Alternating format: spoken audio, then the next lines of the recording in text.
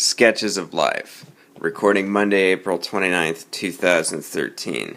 This is sketch number 3 of the recurring characters Deuce and Johnny, the accountants, with ass power. This sketch is entitled Party Trolley.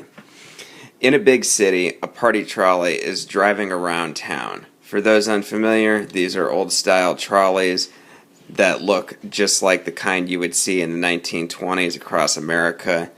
People generally ride these around, book them like they're private party buses, dress up in old school outfits and get loaded and take the trolley from bar to bar. They can bring their own music and bring their own booze. Everybody gets wasted and has a good time.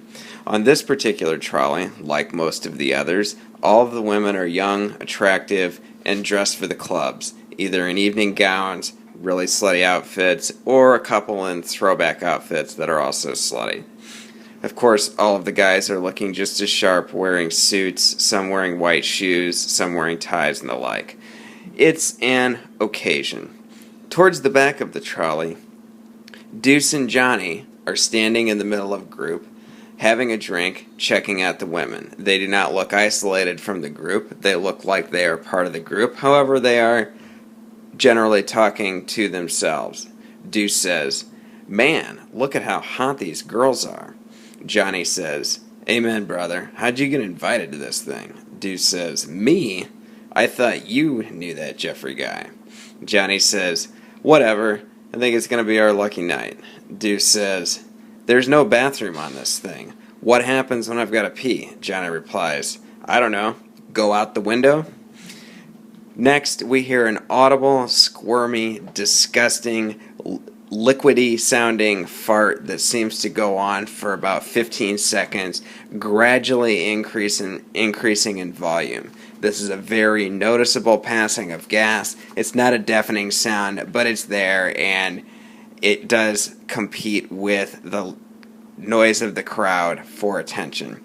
Deuce and Johnny are both still sipping their drinks, smiling, taking in the view, oblivious to the fact that one of them has just let it rip. Very quickly the smell spreads and everybody starts to react to it. At first in disbelief, then in terror. Everybody but Deuce and Johnny begin to cover their mouths and noses.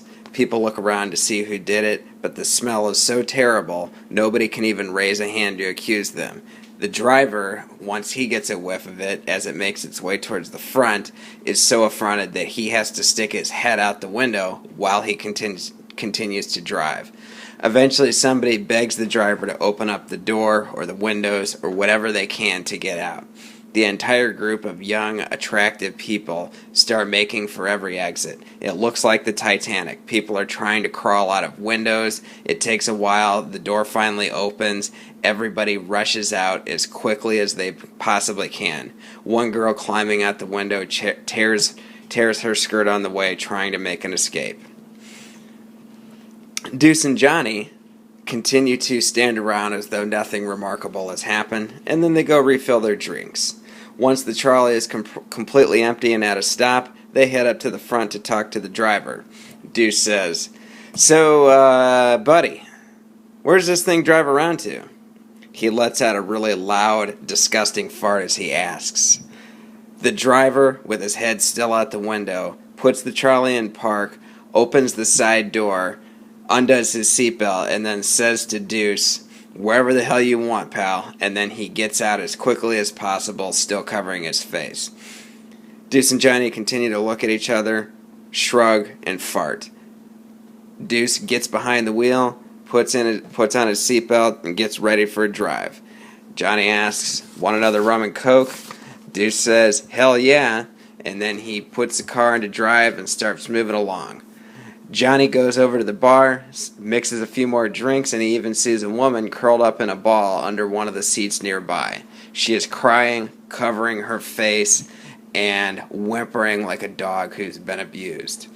Johnny lets out another mammoth fart, and then says, "What's your name, honey? I'm Johnny. Let me help you up." And scene.